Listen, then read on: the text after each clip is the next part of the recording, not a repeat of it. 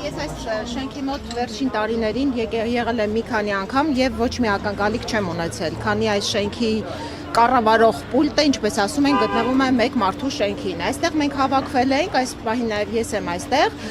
մեկ անգամ եւս հիշեցնելու, որ այս երկրում գործում է հանցավոր ռեժիմ, հանցագործ ռեժիմ, որի գործունեությունը աղետ է բոլորի համար, բայց հատկապես ես ինչքան հասկանում եմ 18-ից 20-25 տարեկան երիտասարդների համար։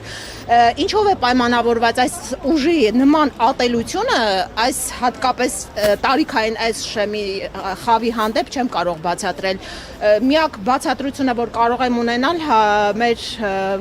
հարևան ոչ բարեկամ երկրների գենետիկ ատելությունն է մեր ժողովրդի եւ նրա առողջ սերմի նկատմամբ։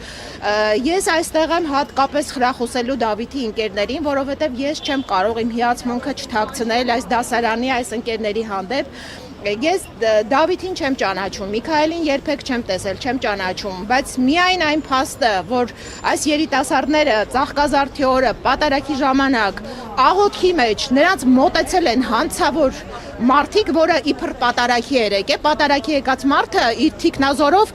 մարդկանց տերորի ենթարկելով առաջ չի գնում առջևում կանգնելու, իր կարևորությունը ընդգծելու համար, կանգնում է պատարագից մի հատլած դսում գնում է, եկել էին սադրելու, այս երեխեքին եկել սադրել են, բոլոր տեսանյութերի մեջ ակնհայտ է, որ այս հաստավից թիկնապահը հարվածում է Դավիթին եւ Դավիթի ձեռքի հարվածները ոչ մի բան չեն նշանակում, ընդհանրապես աղոթքի մեջ գտնվող մարդու հանկարծակի եկած 18 տարեկան երիտասարդի շատ առողջ ռեակցիան է։ Ինչևէ, նույնիսկ եթե ինչ որ անընդունելի վարքագիծ դրսևորած լիներ Դավիթը, այս հասարակության ատելությունը, այս իշխանությանը հարողների ատելությունը այնքան անբնական է եւ անառողջ է։ Ես երեք նայում էի տեսանյութի տակ, որտեղ Դավիթի ընկերները գնացել էին Դավիթի մայրիկին շնորհավորելու ապրիլի 7-ի առիթով։ Գրառումներն եմ ես կարդացել, ինչը հազվադեպ եմ անում, բայց կարդացի այս գրառումները, մեկնաբանությունները, այո, այս երեխաների հասցեին հնչեցրած, անդաստիրակ, ես ուզում եմ հերթով բացել նայել եմ անդաստիրակ գրողների դեմքը, ճակատներին գրած անդաստիրակ։ Ես շատ կուզեմ գա այդ օրը, որ Դավիթին, Միքայելին եւ նրա ընկերներին կանգնացնեն եւ այս մարդկանց շարեն, ասեն մի հատ նայեք ձեր դաստիրակության եւ այս երեխեքի դաստիրակության աստիճանը չափեք։ Ես ուզում եմ Դավիթի ընկերներին ասեմ, որ հիացած եմ, երեխեք ջան, դուք ամբողջի արձագանքներից հանկարծ չկոտրվեք։ Դուք իմացեք, որ այսօր ձեր ճակատագրական շատ կարևոր պահի, երբ որ բոլոր ձեր տարեկիցները պատրաստվում են վերջի զանգի, ինչ որ միջոցառումների, սարքած, ձևակերպած տեքստերի, դուք ձեր ընկերոջ համար եւ ոչ միայն Դավիթի եւ Միքայելի համար, ձեր ազատ օրվա համար, ձեր ազնիվ վարքը, ձեր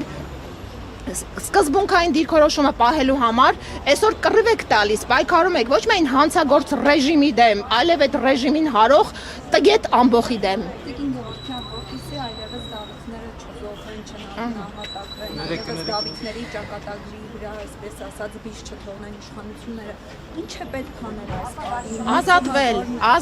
Ազատվել, բոլոր Դավիթներն են դատապարտված։ Սրանք փորձը ցույց է տալիս, այս տարիները ցույց են տալիս, որ այս մարդիկ 5000 երեխու արյուն խմելուց հետո 5000 Դավիթ եւ Դավիթներ եւ այլ անուններ եք տարել, կործանել, դուք չեք բավարարվել, չի հագեցրել, սրանք վամպիրի երևի ինչ որ բան ունեն, չեն հագենում, անընդհատ են, այս զոհերը անընդհատ են, ում ճանապարհին դուրս են գալիս, աղետ են, ճակատագրական աղետ են դառնում այդ երիտասարդների համար, հատկապես երիտասարդների համար, որովհետեւ հավանաբար երիտասարդներն են ամենաառողջ, ամենաազնիվ եւ առողջ արձագանքող խավը, իրենք վախենում են երիտասարդներից, երիտասարդների սիրտը շահելու համար ինչ կապիկություն ասես չեն անում, վարչաբենդ են անում, համերգ են կազմակերպում, պետք է երիտասարդությունը համատարած բոյկոտի, ովքեր որ դեմ են այս անարդարություններին, ովքեր այս ամեն ինչի մեջ տեսնում են անարդարություն, պետք է համատարած բոյկոտի բոլոր այդ կեղծ միջոցառումները, որոնք բոլորիս միջոցների հաշվին կազմակերպում են իրենց չեղած վարկանիշը հատկապես երիտասարդների շրջանում բարձրացնելու համար։ Փաշինյանը նախապես հայտարարել եք, որ ինքը գնալու է այն պատարակների, որտեղ կաթողիկոսի անունը զերծվելու է։ Ինքը հստակ գիտեր, որ Սուրբ Աննա կղզում վարչապետի Սուրբ Աննա եկեղեցու չի զերծվելու կաթողիկոսի անունը։ Այսինքն այստեղ հստակ է, որ նա հատուկ սադրելու Հա բնականաբար այդտեղ երկու կարծիք կա։ Երկու կարծիք կա, ինքը ուր գնում է բոլոր եկեղեցիներում, որտեղ չկա պայմանավորվածություն, որ չի զեղչվելու կաթողիկոսի անունը, նա գնում է սադրելու։ Տեսա, որ եկեղեցու դեմ նա անզոր է, եկեղեցին շարունակում է իր հեղինակությունը շատ բարձր պահել, չնայած իրենց հալածանքներին, իրենց բամբասանքներին, որոնք հերթով բոլորը հերկվում են, եկեղեցին վերջին նաև սոցհարցումներով հասարակության մեջ ամենաբարձր հեղինակությունը վայելող կառույցն է։ Այս մարդը հասկացա, որ եկեղեցու դեմ ինքը ոչինչ է։ Ոչինչ։ Այս մարդը կարա քաղաքական ուժերի դեմ, քաղաքական գործիչների դեմ ինչ-որ սադրանքներ կազմակերպի, տանի ոչ մի բանի համար նստացնի, իրեն է պաշտպանեն են ուժերը, որոնք իրեն բերել են այս երկիրը կործանելու համար, բայց եկեղեցու դեմ այս մարդը անզոր է։ Անզորությունից դիմում է ուղղակի չար մարդու հուսահատ վարքի դրսևորում։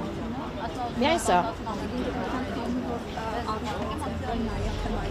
Մեկ հարց ունեմ կապված 44-օրյա պատերազմի քննիչ հանձնաժողովի զեկույցի հետ։ Օրերս Անդրանիկ Քոչարյանը հայտարարեց, որ ծնողները հնարավորություն չունեն դրան ծանոթանալու, դա գաղտնի փաստաթուղթ է։ Եթե օրինակ ծնողները իրավունք չունեն ծանոթանալու, դա ում համար է, իրենց համար, օրինակ ծնողներին հետաքրքիր է, ում համար, ինչի համար իրենց որդիները նահատակվեցին։ Գիտեք, երբ որ այս զեկույցը հայտարարվեց, որ նման հանձնաժողով է ստեղծվում, նման զեկույց պիտի պատրաստվի, ես շատ կամարանքով եմ վերաբերվել, այսինքն իրենք իրենց մասին զեկույց են պատրաստելու։ Ով զբաղվում է զեկույցով, Անդրանիկ Քոչարյանի անձը մենակ բավական է հասկանալու համար, ասենք ով իրենք իրենց հանցագործությունները պիտի բացահայտեին։ Բայց այնուամենայնիվ, եթե զեկույցը պատրաստվել է, նույնիսկ հետաքրքիր է կեղծիք է աստիճանը, նույնիսկ հետաքրքիր է թե ինչ են արել, ինչ են սարքել, դա էլ է հետաքրքիր։ Ինձ անձնապես, որ ասեմ շատ ուզում եմ այդ զեկույցը կարդամ, չէ, ես սրանց իշխանության օրոք ինձ պատրաստած որևէ փաստաթուղթ ինձ վստահություն չի ներշնչում, բայց եթե կան ծնողներ, որոնք ուզում են, պարտավոր են այդ ծնողներին ներկայացնել այդ զեկույցը, որովհետև անմիջականորեն վերաբերվում է իրենց երեխաներին, մեր երեխաներին է վերաբերում այդ զեկույցը։ Սա, իսկ թե զեկույցը ինչա բացահայտելու, ես կարծում եմ, որ ամեն ինչ բացահայտվելու է միայն իշխանափոխությունից հետո, այս իշխանության օրոք ոչինչ էլ չի բացահայտվելու։